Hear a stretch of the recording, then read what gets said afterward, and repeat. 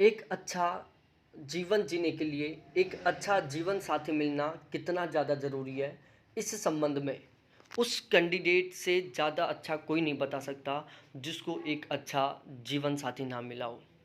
यहाँ पर मैं बात करने वाला हूँ एक बिल्कुल सच्ची घटना के बारे में, जहाँ पर एक पत्नी की गलत हरकतों की वजह से एक पूरा परिवार टूट जाता है। परिवार के बीच में झगड़े शुरू हो जाते हैं, परिवार के ऊपर दुखों का पहाड़ आ जाता है और पति मजबूरीवश अपनी पत्नी से तलाक लेने का सोच लेता है।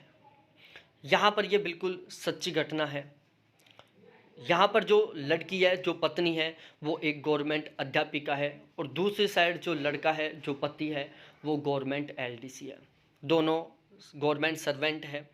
तो जब दोनों की एंगेजमेंट हुई थी तो दोनों परिवार और दोनों पक्ष बहुत खुश थे कि दोनों की दोनों वेल सेटल्ड हैं, इनकी लाइफ बहुत अच्छी निकलेगी और इनकी जो परिवार है, इनका जो लाइफ है वो बहुत ही शानदार वाला निकलेगा। लेकिन पति के परिवार वालों को, पति को, साथ ही साथ लड़की के परिवार वालों को पता नहीं था कि हमारी बेटी है जो इतनी खराब निकल सकती है कि बेटी की वजह से ये जो परिवार है वो टूटने वाला है, परिवारों के बीच झगड़ा होने वाला है।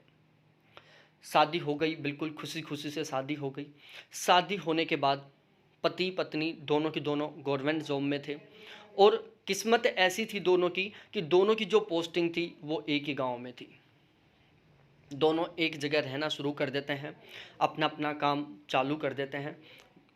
जो पत्नी थी वो स्कूल जाना शुरू कर देती है और पति अपने ऑफिस में जाना शुरू कर देता है।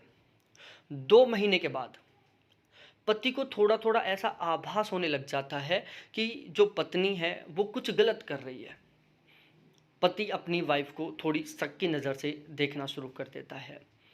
धीरे धीरे टाइम बढ़ता जाता है और पत्नी पर पति का जो शक का दायरा है वो बढ़ता जाता है, क्योंकि जो पत्नी है वो गलत हरकतों को कम ना करने के बजाय उनको धीरे धीरे बढ़ाना शुरू कर देती है।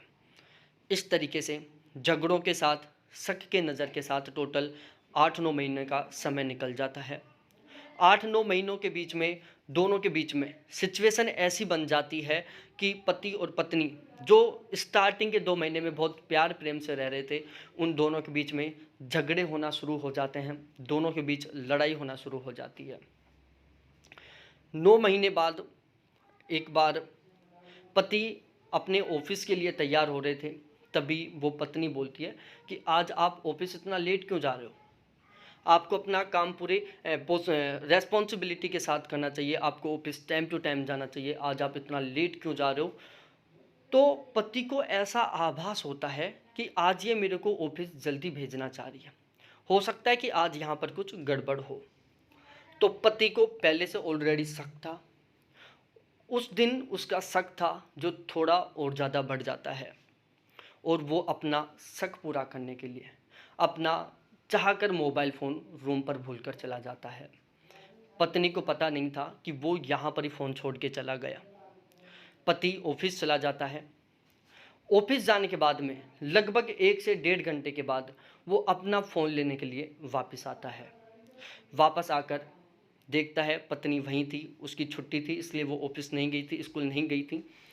बार बार गेट बजाता है। 5-10 मिनट तक लगातार गेट बजाने के बाद जब गेट खुलता है तो पति रूम के अंदर का अपनी पत्नी के साथ जो सीन था उसको देखकर बिल्कुल आश्चर्य में रह जाता है। पति के पांव तले जमीन खिसक जाती है। वो देखता है कि बंद रूम के अंदर उसकी पत्नी के साथ 5 अजनबी लोग थे। 5 अजनबी आशिक खड़े हुए थे। ऐसा देखते पति गुस्से में हो जाता है और वो अपनी पत्नी से पूछता है कि ये कौन है, ये क्या कर रही तू मेरे ऑफिस जाने के बाद?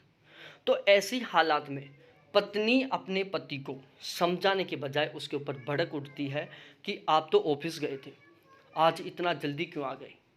ये मेरे स्टाफ के लोग हैं, आपने ऐसा क्यों पूछा कि ये कौन है? आप मेरे को गलत नज़र से देखते हो। इस तरीके से उन दोनों के बीच बात बढ़ जाती है। दोनों के बीच झगड़ा बढ़ता जाता है, क्योंकि जो पत्नी थी वो पति को सेटिस्फाई करने वाला जवाब नहीं देती है, बल्कि अपने पति को उल्टा जवाब देती है। और पति को पूरा शक हो रहा था कि ये कोई और नहीं, इसी के आशिक हैं जिनसे ये रेगुलर बात करती रहती है। बात धीरे धीरे बढ़ जाती है, दोनों परिवार वालों को पता चल जाती है बात, पति के परिवार वालों को भी पता चल जाता है और लड़की के परिवार वालों को भी पता चल जाता है। दोनों पक्ष आपस में मिल बैठकर लड़की को समझाने की कोशिश करते हैं कि अब से पहले तू जैसी थी वो बात अलग है, लेकिन अब तू संभल जा, दोनों की दोनों गवर्नमेंट जॉब में हो, आप बहुत अच्छी लाइफ जीने की कोशिश करो, ऐसे गंदे काम मत किया कर, वो मत किया कर। इस तरीके से दोनों परिवार वाले मिलकर बहुत अच्छे से समझाने की कोशिश करते हैं। लेकिन उस लड़की के ऊपर तो आशिकी का भूत सवार हो रहा था, वो उन दोनों की बात को इग्नोर करके सुनती रहती है और पूरी कोशिश करते हैं वो उसको समझाने की, लेकिन वो केवल सुन तो रही होती है, लेकिन वो एक इग्नोर वाले तरीके से सुन रही होती है। सिचुएशन बिगड़ते जा रही थी सुधरने की बजाय। हालात ये हो गए कि पति मजबूर हो गया कि मैं अपनी लाइफ अच्छी जीने के लिए, सही जीने के लिए मैं इससे तलाक लेना चाहूँगा। लेकिन जो दूसरी साइड जो पत्नी थी, उसने अपने पति को तलाक देने से भी मना कर दिया था। हालात ये हो गए कि पत्नी 5-5 आशिक भी रखना चाहती है और अपने पति को तलाक भी नहीं देना चाहती।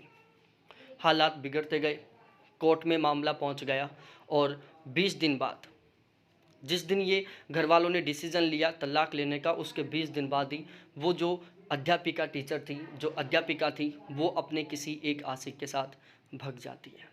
तो इस तरीके से कब परिवार के ऊपर विपदा आ जाए, कब परिवार के अंदर एक खराब कैंडिडेट की एंट्री के साथ पूरा परिवार तहस नहस हो जाए, इसके बारे में किसी को कुछ पता नहीं होता। मेरी आपसे केवल हाथ जोड़कर ये विनती है, देखो मेरा ये वीडियो बनाने का कोई गलत इंटेंशन नहीं था। अच्छी लाइफ जीने के लिए अच्छे आचरण अपनाओ, अच्छे तरीके अपनाओ। गलत तरीके, गलत आचरण आपको और आपकी परिवार को कंप्लीटली बर्बाद कर सकते हैं, बदनाम कर सकते हैं, तोड़ सकते हैं। ऐसे ही और सच्ची घटना सुनना चाहते हो तो प्लीज़ एक बार चैनल को ज़रूर सब्सक्राइब करो।